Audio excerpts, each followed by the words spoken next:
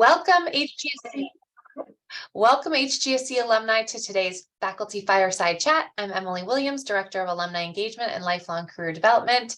Thank you again for joining. If this is your first Fireside Chat, thank you for joining us today for Dr. Mapp, and hopefully you'll come back for more. So we're delighted to have you join us. I'm just going to go through a couple of housekeeping items before we get started. As you can see, today's session is being held in a meeting format. So if you'd like, feel free to keep your camera on or turn it off, whatever your preference. We'll be recording today's session, as you just saw, and distributing it to all who've registered after, probably sometime early next week.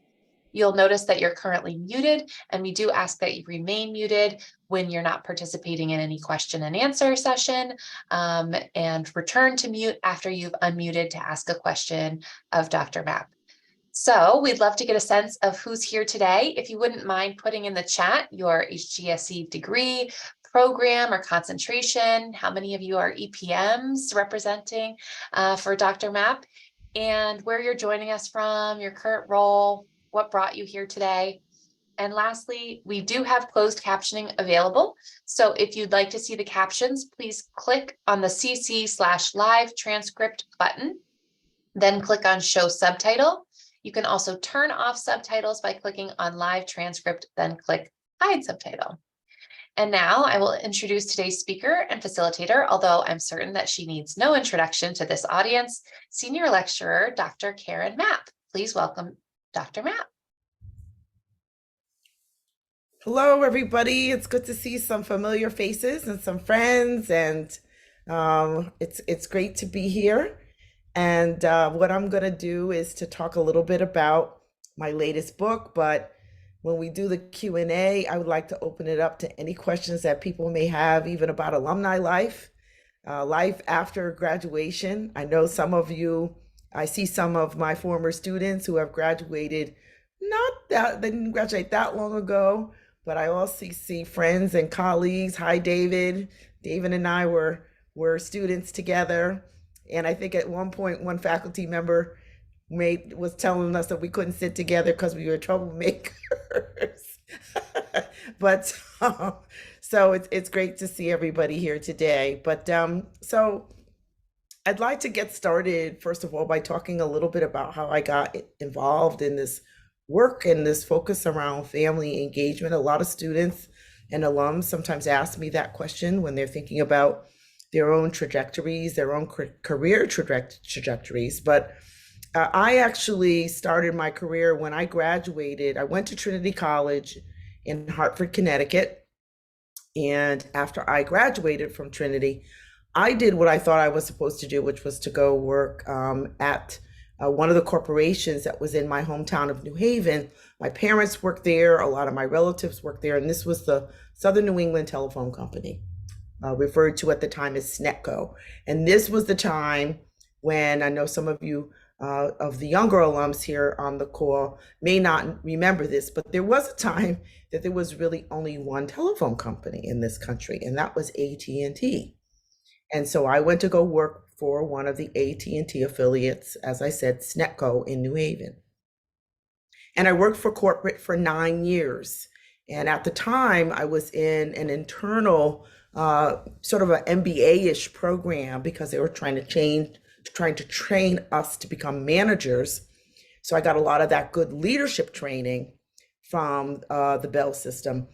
But 9 years in to my time at SNETCO, I began to realize that this was not the right career path for me.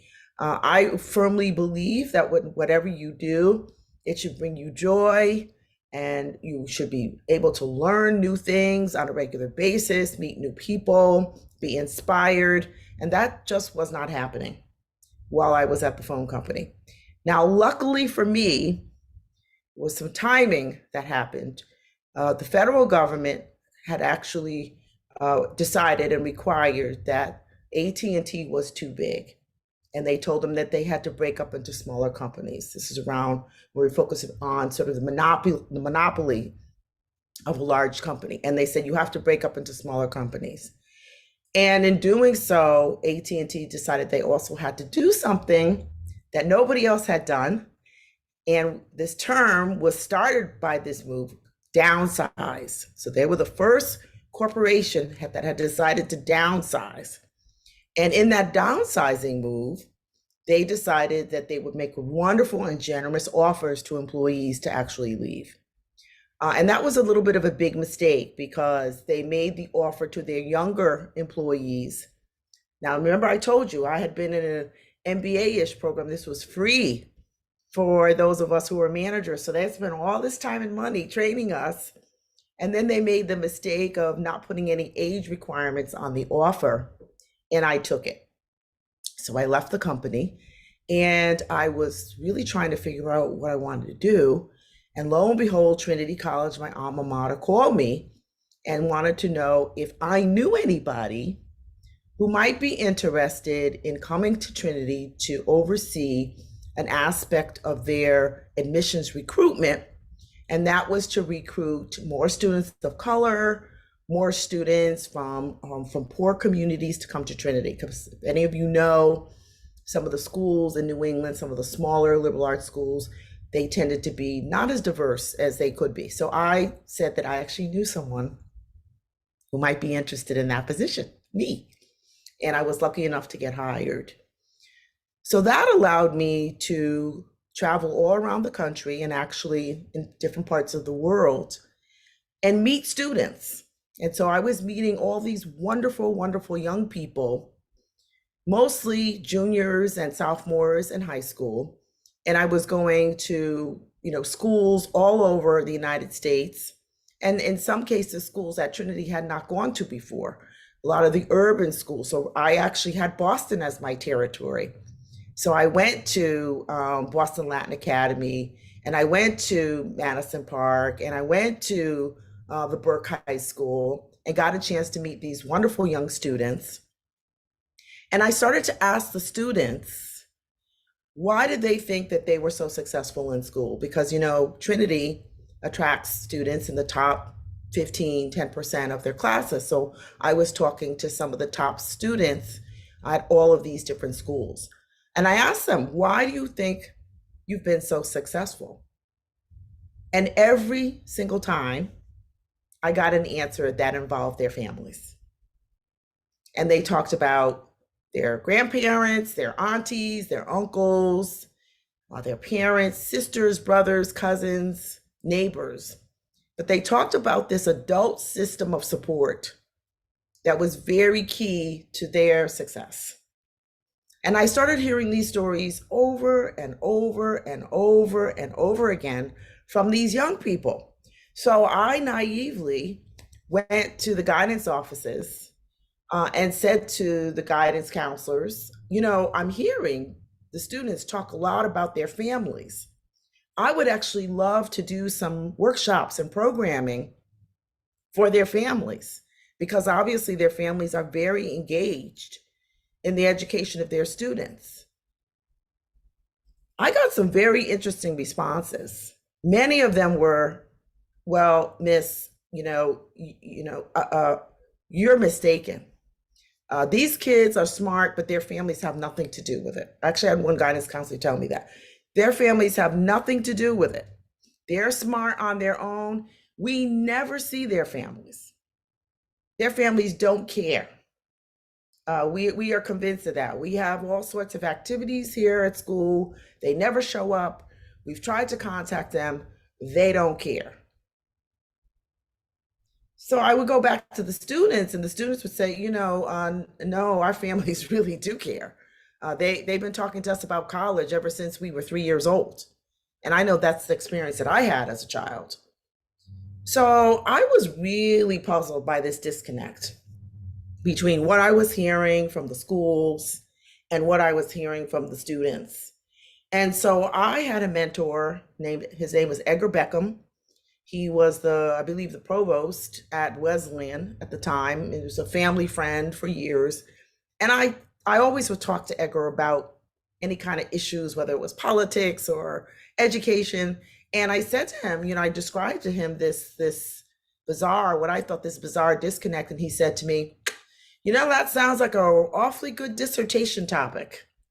And I think that you might want to think about pursuing this if you want to do something about it. He said, because Yes, you're in education, but you're in higher education. You haven't taught. And in order for you to have any credibility, you're going to need to study the heck out of this topic so that people will believe you and be willing to listen to what you have to say. And so that's when I applied to several graduate schools. And I have to admit, I got into several of them. But when I came to the Harvard Graduate School of Education, they had a wonderful day-long program for admitted students, and I fell in love with the school. I fell in love with the faculty. I fell in love with the students. And I won't say what the other visits to the other schools were like, but they certainly weren't as warm. And to be honest with you, I had a ball at HGSE when I was there for my doctorate. I actually had a ball. And so got a lot of support. And my advisor was Dr. Willie. And Dr. Willie really was very supportive and pushed me. And so I was lucky enough then to get hired by the Institute for Responsive Education, actually as a graduate intern. And in 2 years, we won't talk about that, that's a long story, but became president of that not-for-profit, and worked there for many years, worked as a faculty member at Northeastern, also did a stint as deputy superintendent for family and community engagement in Boston, and then came back to teach at the Ed School, and I've been at the Ed School since 2005. So as many of you know, the family and community engagement has been my passion for about 20 or so, or actually 30 or so years now. And I recently published a brand new book with mostly HGSE alums. My comrade Ann Henderson and I have written books in the past. We wrote Beyond the Bake Sale, which many consider sort of the cookbook Bible around family engagement.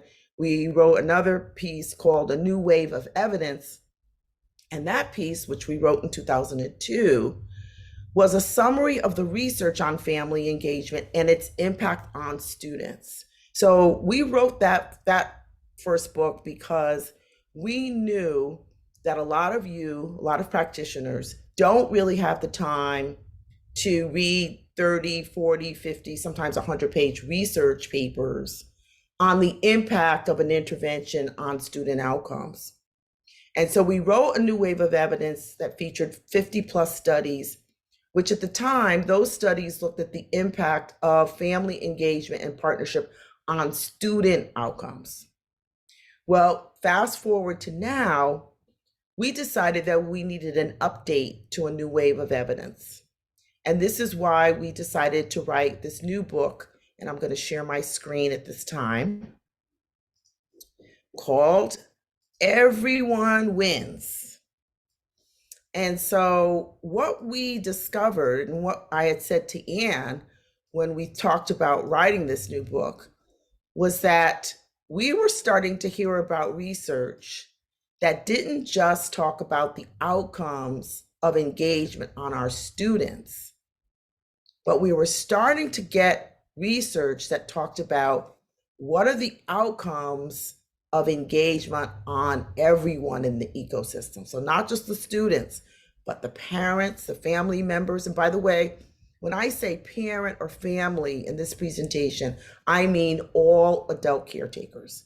Because as I said, what I learned from our students is that they are being supported by, various different people in their lives. Okay. So we found that the research is now saying some very interesting things about the outcomes.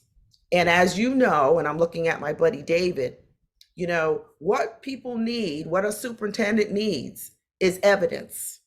If they're going to go before a school board, or if they're going to go before even their staff and say, we want to try this new intervention, people are going to expect to know, well, why is that? Why should we do this? Some of you may have seen me present before. You hear me say, I always tease about that old commercial where, is it Clara Peller? She says, where's the beef? Right? She wants to know, hey, if I'm going to invest my hard-earned dollars on, in this case, your hamburger, what's the return on investment? Okay. And so These books are designed to give educators the narrative about the return on investment for family and community engagement. Okay, so as I mentioned to you, this book is actually the fifth installment in the evidence series. So the first three books on evidence, Ann Henderson wrote on her own. Then she and I got together to do a new wave of evidence. And so now this is the fifth in the series. So for this book, we looked at 40 studies. We reviewed 100.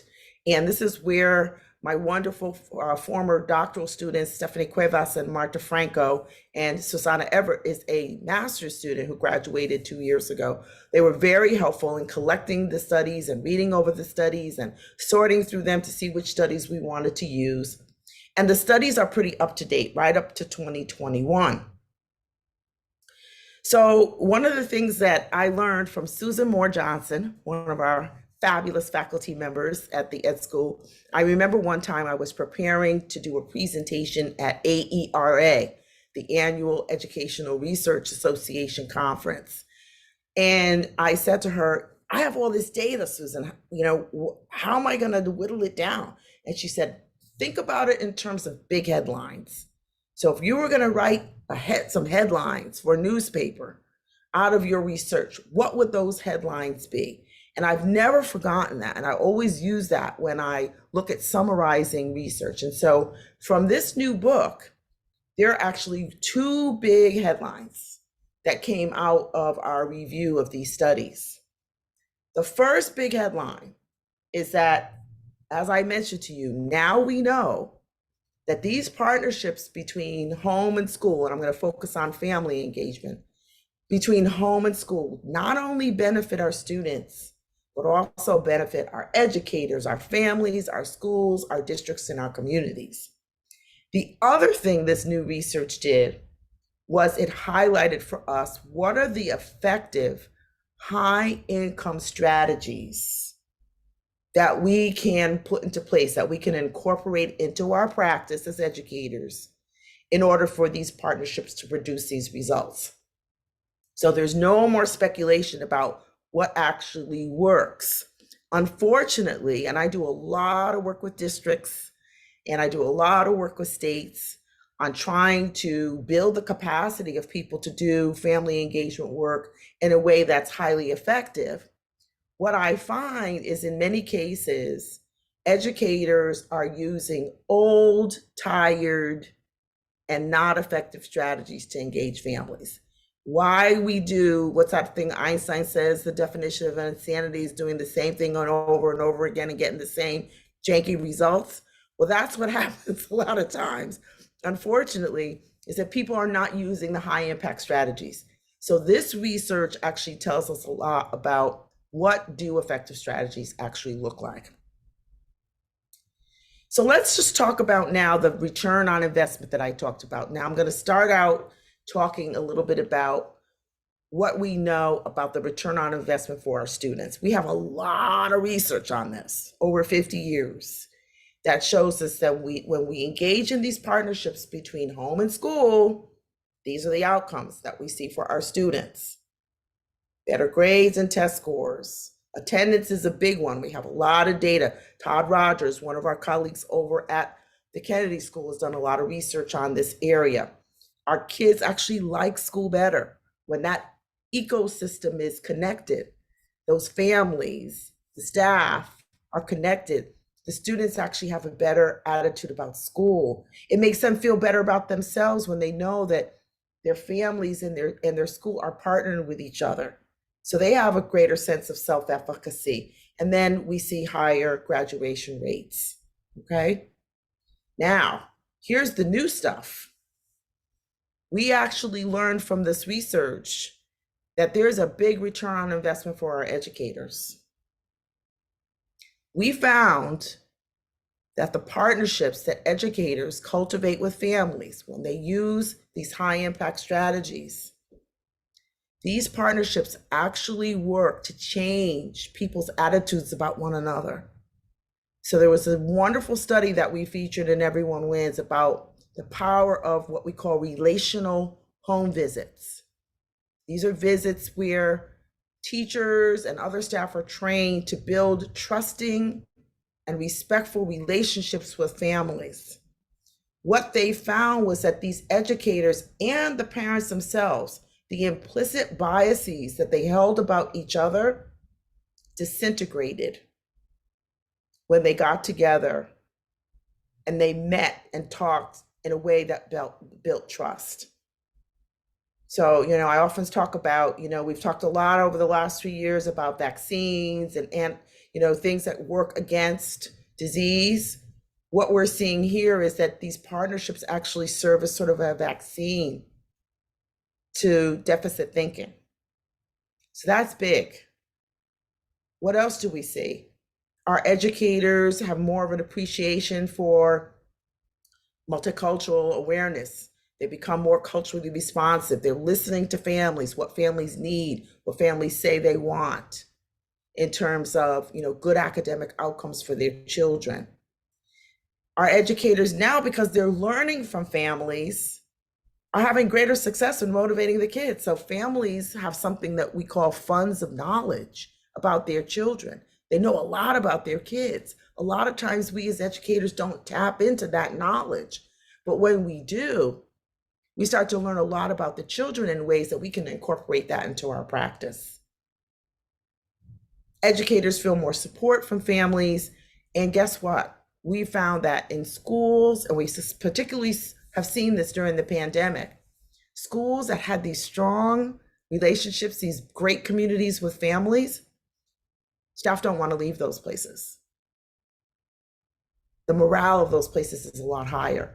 We're actually entering into a study with Learning Heroes where we want to follow up on some of the stories we heard during the pandemic about schools that had strong partnerships with families before the pandemic, did not see the learning interruption, did not see the kind of drops in attendance that other schools saw during the pandemic. So stay tuned because we're in the process of conducting that study. Wins for families. So we also see from the research now that families benefit from these partnerships in a lot of different ways. So stronger relationships with their children, particularly the teenagers. For any of you who are on this Zoom meeting who have teenagers at home, they're a bit of a tough group, right? And you can use all the help you can get.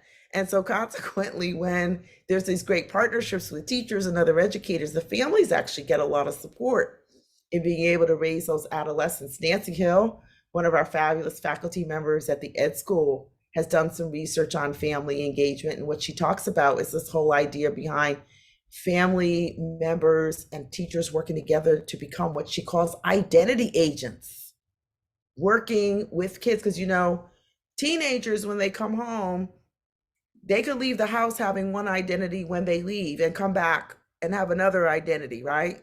So she talks about how as adults, we've got to be sort of these helpers and supporters of these students to develop their identity as adolescents. So these are the things, I don't want to go through every single one of them, but these are the kind of the benefits for our families themselves. Now, here are our wins for schools. We started to see when we have these partnerships with families that the school climate is more positive. I mentioned to you it's much more higher morale on the part of staff, particularly our teachers. We are working together now and fighting for improved school facilities, better curriculum. The school itself becomes more responsive to community concerns because they're in partnership, in fellowship with the community, with families. And, a lot of our schools, particularly schools that are facing competition from, other forms of schools or have school choice, you find that when families think your place is great and know that they're welcome and feel good about your school, they're going to tell others. They're going to say, this is a great place. We feel really a part of the school's family. I heard that a lot when I was doing my own research with schools that had really strong and committed and intentional family engagement initiatives. Families said, I feel like a member of this school's family. And all the families said that, not just, a few families. Sometimes we see that in schools where, You have only a few families who really feel validated and respected by the school. There was the whole community in schools that were very diverse in terms of race and ethnicity and parents' education background. Some of you may know this research. This was one of the studies that we featured. This is a 2010 study that was done by the Chicago Consortium on School Research. This is Tony Bright and his colleagues. And this is a study, a book that we featured in Everyone Wins, because this was really sort of a game changer, this research, because we were all struggling in the education sector to figure out, why do some schools fail and others succeed? Why is it that, we throw support at a particular school, it just doesn't seem to be able to succeed in any way? So these are schools that are sometimes referred to as chronically underperforming. So what they did in Chicago was they looked at two sets of schools that seemed to be making progress and schools that were still not moving in terms of progress. And they tried to figure out, what's the difference? And quite frankly, Tony Bright will tell you that they thought it was going to be one or two factors. But what they found out was that it's actually a recipe. So Tony uses, and I've used in the past, a metaphor around a cake. So you know how in a cake, there are some pretty main fundamental ingredients that you have to have in order to have a successful cake. But what they found out was that there are actually what they call 5 essential supports. So these 5 main ingredients that you have to have in order for a school to improve. And if you look at the 5 circles, you'll see that one of those main ingredients, number 3, is parent and community ties. So this was research that identified family and community engagement. I think they've even upgraded their language to describe it this way, is a main essential support to the improvement of schools. What you see in the rectangle should be familiar to HGSE grads, the instructional core. Richard Elmore taught about this instructional core. That's that relationship between the student, the teacher, and the content represented by that triangle. And what these researchers found out is that all 5 of these ingredients are essential to that relationship in the classroom. Now, oftentimes when I'm working with districts, I say to them, I want you to think for a moment. Let's take a pause right now. I want you to stop and think. Does your district see parent and community ties, family and community engagement as an essential support? Do you all spend the time and the resources and the attention on developing relationships with your families and your communities? And a lot of times in those workshops, there's silence, okay? Because I tell them, you have to prioritize family and community engagement as a strategy to school success, as a strategy for student success. A lot of times I tell practitioners, family engagement is not a goal. It's a strategy to reach your goals. Because, a lot of times people say, okay, our goals are, we want to increase our graduation rates. We want to, increase our attendance rates, blah, blah, blah, blah, blah. And down at the bottom of that goal sheet is family engagement. It's in the wrong spot. It needs to be over in the strategy side, okay? So this was a key piece of research that came out in 2010 that really helped us push this idea that family engagement, community engagement is a key essential ingredient to the success of our schools. And then finally, these are the things that we see for our districts and our communities when we have these partnerships. So across the district, we'll see reduced suspensions and high-risk behaviors, which has a domino effect on our services and what we need to provide. We see increased family and youth voice and involvement in solidarity. So, a lot of people ask me about this. Well, Karen, you see these parent rights bills and this and that. The kind of engagement that we've seen through the research that works is engagement where there's solidarity and respect and working together. It's not this divisiveness and fighting. We don't have research that says that that benefits our students. Okay, so that's a big difference here. These are relationships that are built on foundations of trust and respect. They're very relationship oriented. So these are the kinds of things that we see when we have those kinds of partnerships. Really positive outcomes for districts and communities, including, more participation in our after school programs, increased rates of graduation, et cetera, et cetera.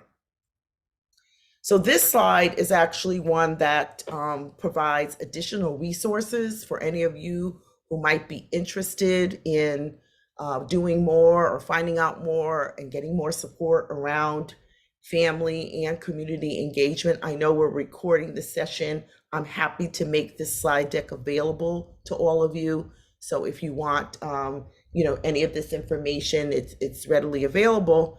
And also would offer, if anyone wants to follow up with an email afterwards, I'd be more than happy to respond.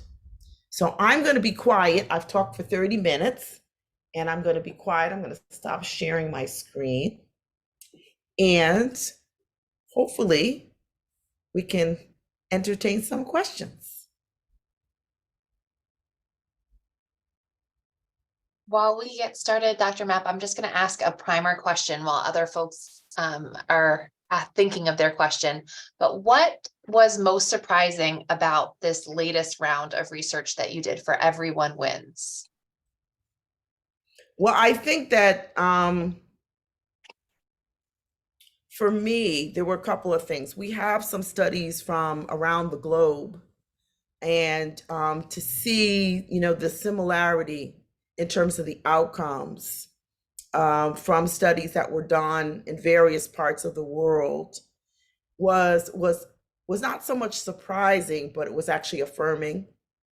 And then the other thing that I think surprised me were the studies around the impact on educators of engagement. I'd seen it, in talking to people. Of course, it was, anecdotal, but to have it supported robustly by these studies was actually a surprise, but a welcome one for sure. Thank you. We have a hand. Janisa, if I pronounce that right, do you want to unmute and ask your question? That's right. Thank you very much. Hi, Dr. Mapp. It's very lovely to see you. I'm still thinking about your class and the visit in your office before my graduation. That's super helpful. So thank you. I have a question about how to facilitate conversation when people are pushing back on family engagement. So I'm now getting my training to be a school psychologist. And whenever I bring up, let's get the family, let's get parent involved, there are two big things that people are trying to push back. One, they would say, well, we have the parent liaison, we have a family engagement office, so we don't need everyone in the school to do that. So that's one thing. The other thing that people are saying is that, well, like the culture, there is a cultural mismatch. So going into a family visit or talking to family could be very scary for them, like suddenly getting a call from the school. But I think everything has a first step. Like we have to try it and make them know that this is a friendly reaction. So how do we get this started? Thank you so much. And it's good to see you. So, I find that a lot of times that kind of reaction is based on fear.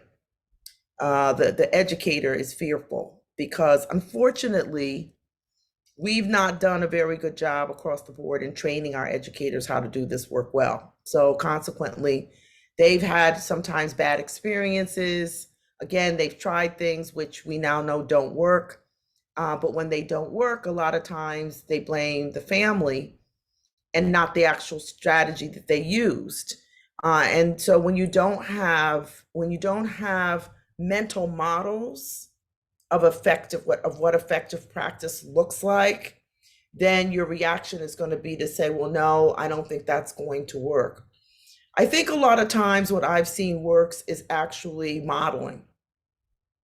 And it said, well, let's try this and I'll go with you or I'll support you, or why don't we try it? If it doesn't work, we'll see. And then you yourself, who has the training, has the knowledge, could set it up so that this person, or you find a practitioner who does this very well and pair them with a person who may not do this work or may be afraid to do this work, and let them see the outcomes.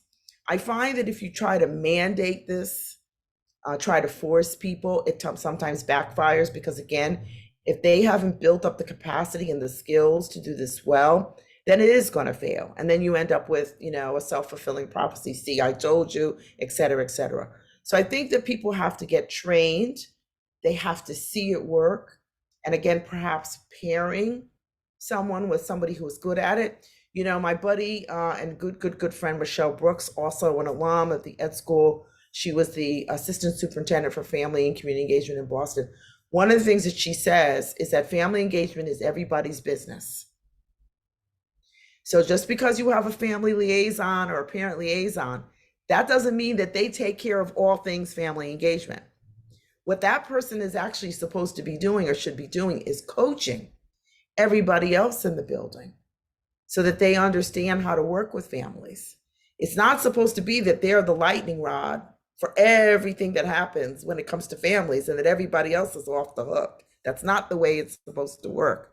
I often say that my next project, if I have it in me, is to do something around the role of parent and family liaisons, and they're called lots of different things, to see what's the spectrum of responsibilities that these folks have, and do we know if there's any sort of best practices in that area, because these are positions that I think a lot of districts have put in, but they use the roles of these folks are very different depending on where you are. But no, so I'd say some coaching, some testing out is your best way to do it, because like I said, if you try to force people to do it and they don't know how, it's not really fair to them.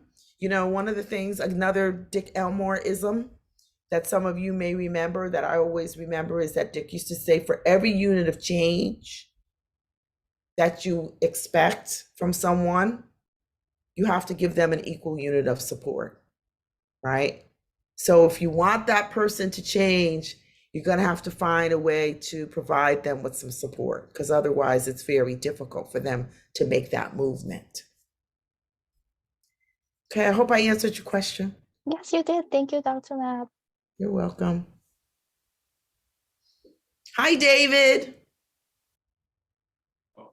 Hey, Karen, I think it was Dick Elmore who actually asked us not to sit together. That was never in any of his, but I was just, it's hard to sit next to Karen because, she's lively. And so I've got one for you, Karen. So this is like, as I think about, the pandemic, one real change was a lot of the family engagement was done over Zoom. Mm-hmm. And, we certainly got more families involved with Zoom.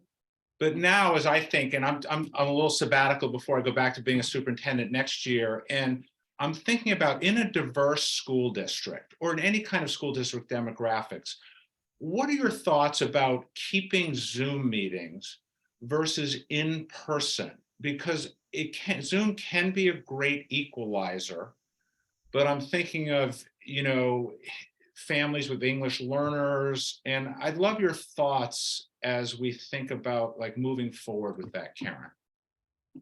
Yeah, David, excellent question. And I think that what we've learned is Zoom is a great resource. And it sort of depends on your context. Like, for example, I did some work in Albuquerque this year, and because, that's a very rural environment, they found that Zoom is a real lifesaver, right? Because now families don't have to travel as far. But I do find also in urban settings, a lot of people found out that Zoom was much better, particularly for families who are working maybe 2 or 3 jobs, who could never come to the school. So I think you kind of have to put together a bit of a hybrid approach. I think also asking your families what they need and want, to say, would you like some Zoom opportunities? Would you like some in-person opportunities? I mean, I'm looking at the Ed School right now. I do Zoom. My office hours are both in Zoom and in person. And I actually find that even some of my in-person students sign up for my virtual Zoom meetings because they're off campus. And so I think that having lots of different options is probably your best bet. But I also think asking your families what they need and want is probably also a good idea. But I wouldn't rule out the Zoom because, I'll give you a great example. A lot of teachers were doing workshops. So, for example, like on Sunday night, they were doing a quick 30-minute, not long workshop that said, okay, here's what we're going to try to accomplish this week. And so by the end of this week, your students should be at XYZ point. And when we meet next Sunday for a half hour, I'd love to hear like what you noticed. So it became this really fabulous way for teachers and parents to be engaged. Any of you, the topic of this talk wasn't my dual capacity building framework, but one of the things that we saw from the research from Everyone Wins is that all the stuff I have in the framework is actually pretty on target when it comes to what we know about what works in terms of practice. So that was very affirming to me that with the new research, the framework is a research-based framework, but it was nice to see that the new research still supports what we learned. And so what we learned is that one of the effective strategies around family engagement is that family engagement needs to be linked to learning and development. Families don't just want, we call it, Kate Gilchrist calls it random acts of family engagement. We just do anything and everything, but we don't really stick to having our families engage with us on student learning, and they really like that. So again, I just think that, you don't want to do everything Zoom because you want to be able to build relationships, right? But I do think that it's a tool that all of us are using strategically.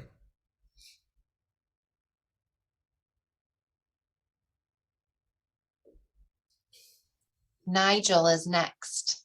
Nigel, go Hi, ahead. Nigel. All right, thank you so much. Hi, Dr. Mapp. Thank you so much for taking the time to speak with us today.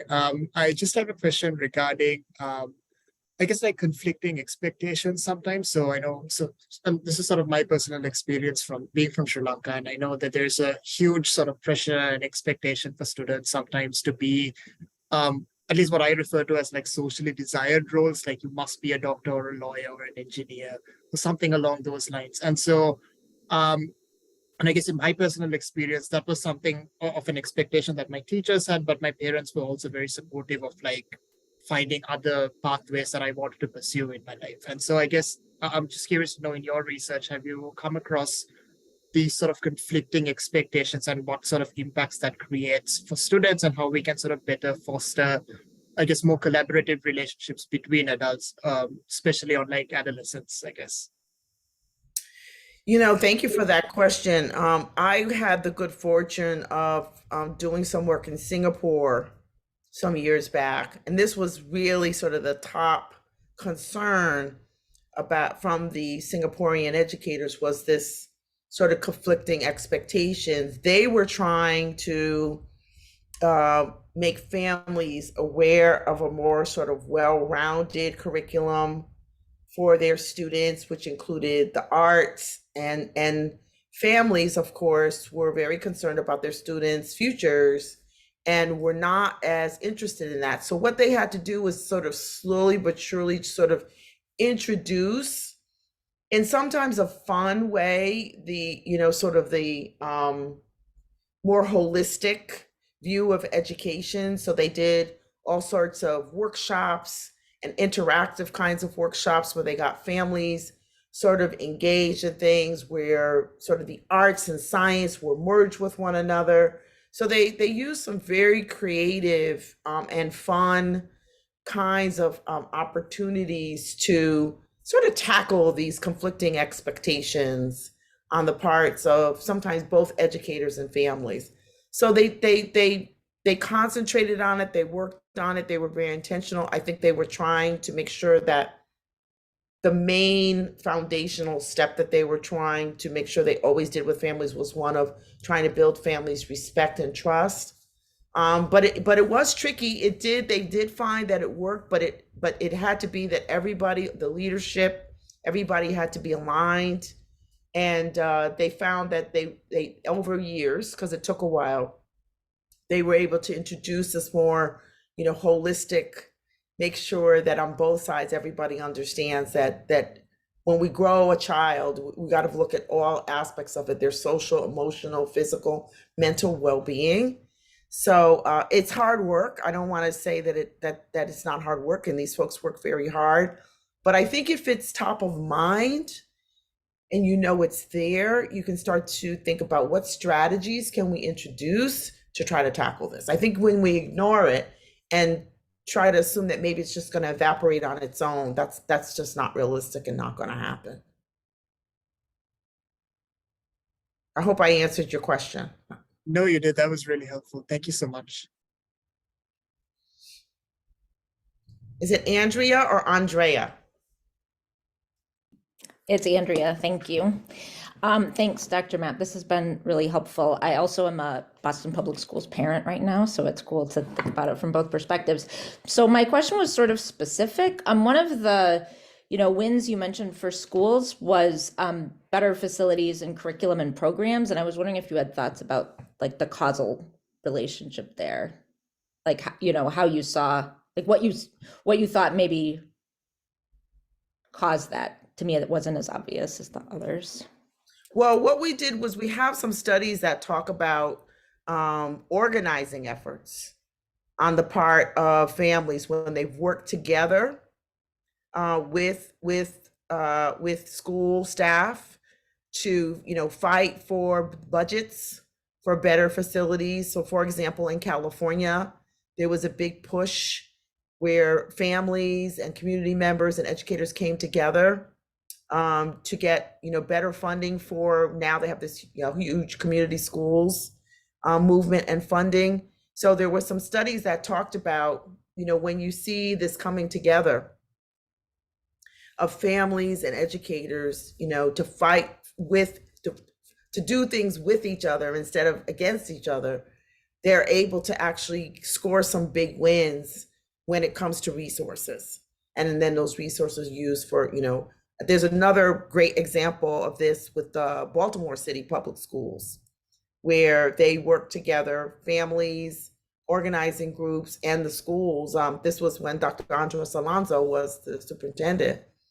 They were able to secure $2 billion for the Baltimore City Public Schools. People said, "You're crazy. You're never going to win that much money for the Baltimore schools," but they did it. So this is what we mean. We've seen studies that have shown that these movements, these education reform movements, when they're done in collaboration with families and community members, have a better chance of securing wins. Thank you very much. That's really helpful. Melody. Hi, Dr. Mapp. It's so nice to be here with you today. I am a DCPS parent, DC Public Schools parent, and have been for the last 13 years. And I'm working on a facilities project, getting additional funding right now. And so to your point, it's when parents can come together and support the school in pushing the leaders in the city or the municipality or the state, that's when we can be really effective in supporting our schools. So I've seen that time and time again. I was wondering if you could talk a little bit about, so you might have authentic family engagement at your local school level, but very often, if you are a parent who is engaging in, formal family engagement, whatever the process happens to be that's at the district level, you might find yourself feeling like it's more of a check the box exercise instead of authentic engagement, and that, a lot of decisions have already been made and you're just kind of there, to kind of go through the motions of the engagement process. And I was wondering if you had any strategies that you could share, like for parents who are in that situation, and for pushing for real engagement, or any like success stories that you've seen in your work. Yeah, thanks for that question. And it's always tough. I mean, I try to do a lot of work with district superintendents and try to, because you really see the authentic engagement really embedded sort of in a systemic way, because we talk about this also in the dual capacity building framework.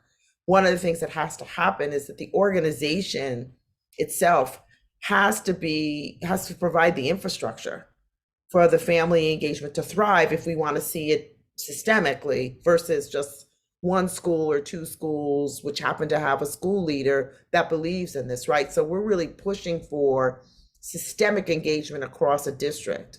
And so I would say that, in many cases, districts do have, an office of engagement. They go by various names. I would start with them. I'm pretty sure that DCPS has I don't know if that's what they call it. And really work with their staff to say, listen, we'd like to see this systemic. We'd like to see this working across district. What can we do to help? Because a lot of times district people, again, they're trying to think across the whole district. And sometimes when families come and they sort of push for one school, that's hard for them. But I would start there. You may have already done that. There may be a particular person in that office that you find very helpful, but it is difficult. I mean, I've seen this happen where you have a superintendent or a school chancellor who really believes in this, and then they leave. What's the average tenure of a superintendent these days, right? And then a lot of things maybe start to slide. And this is one of the things I try to train my superintendents on, is that if you really build a deep infrastructure around this engagement and the roots of it go deep into your district, when you leave, it will stay. Because your families and your staff will champion it. They'll say, we don't want to go back to the way things were before, because we see the return on investment when we have this type of authentic engagement. Okay. So I would say, again, see who your allies are within the system. Thank you. Danubia, Hi, nice to see you. good to see you too. Well, my question is, when we talk about families and their inclusion, a lot of times we know that we did good family engagement because it's measured by the amount of people that show up and that we serve. And with the Boston Opportunity Agenda, we are trying to implement a tool in Boston that gets feedback directly from families to measure their relationship with the provider, and also their belief, right, of how the provider empowers them. And but it's been hard to get organizations to adopt that tool as a measure of success.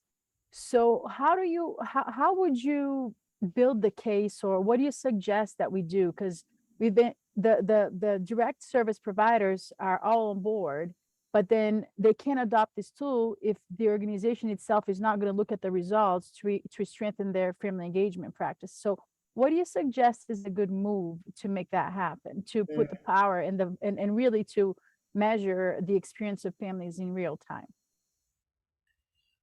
Well, I find that people have to understand how important evidence is. I mean, if it wasn't for the fact that, we have these researchers that produce these great studies, I wouldn't be here today talking about our book. And I think that, one of the things I always say to folks is that, if you talk to any school leader, if you talk to, district leader or state leader, as I said earlier, everybody wants evidence. And if we don't provide them with evidence that this works, then when we wanted to go back in and ask for that grant, ask for additional funding, ask for more resources, which sometimes might even be time. If we don't have the data to show that this strategy intervention was effective, then how do we expect anybody then to support our work? So, one of my colleagues, again, an alum of the ed school, Brian Rainville, he's my go-to person when it comes to data. He actually teaches in the summer program, my family engagement summer program, to talk about what are the different forms of evidence that you could collect, from very, very simplest to the more, involved, which would be sort of a randomized controlled trial. What are the different ways that you can collect data in order to be able to tell your story? That's the one thing I always say to people, is that data helps us tell a better story. So, I say to organizations, if you have data, you're going to be able to tell a really good story about the why and the how of your work and why it's important. So, having that data along with anecdotal stories, the qualitative and the quantitative, they together, they really help us be able to tell our story about what we're trying to do and why. So I think maybe, Danubia, if you explain it in that way, to say it just helps us tell a powerful story about what it is we're trying to do, then maybe people will be a little bit more incentivized. Data scares people. Yeah, and the Unfortunately. issue here is because, for example, very quick, is they need to use the data to improve strengthen their practices. And that's where the challenge is, because sometimes data just to show the impact, it's easy. But when you got to own that sometimes the family did not have a positive experience and you got to do something about it, they don't feel that it's inclusive or that you believe in them, then you have to do training and really strengthen your entire team. And that's where the challenge is with us. Well, I think that, that's why I said before around for every unit of change, a lot of times people see data as a hammer and they don't, it's not presented to them as a tool, as maybe a way that they can start to get good information about how they can be more supportive. But then you've got to say to them, okay, this is what we're going to provide for you as a result of the data. If they just see it as, oh, you're not doing what you're supposed to do, see, here's the evidence of that, then no, I mean, I don't like that myself. So, but if it's like, this is going to be a way for us to, look at where we're going, and then we're going to work together to get better. If people know that those supports are also coming behind the data, then I think they're a little bit less squeamish about that kind of an assessment. Thank you so much. That was perfect timing, Dr. Mapp. Thank you so much. We are all out of questions and we are all out of time. So thank you again for your presentation. It was excellent. We've got some nice comments in the chat that we'll be sure to share. And we will send out the recording sometime next week. Thank you all so much for joining us today. Dr. Mapp, any final words? It was just so good to see everybody, and don't be strangers. That's right. Be in touch with us. Let us know what you're doing. And hopefully if you're going to be in Cambridge anytime, please make sure we know that so we can see you. We haven't been able to actually see people in a while. So that's why now's the time. If you can come by, please do so. We'd love to see you on campus. That's right. That's right. And I forgot a very important thing. We're going to be raffling 2 copies of Everyone Wins to attendees from today's session. So please stay tuned for our follow-up email to see who wins copies of Dr. Mapp's book. Thanks again, everyone. Have a great day. Bye. Bye-bye.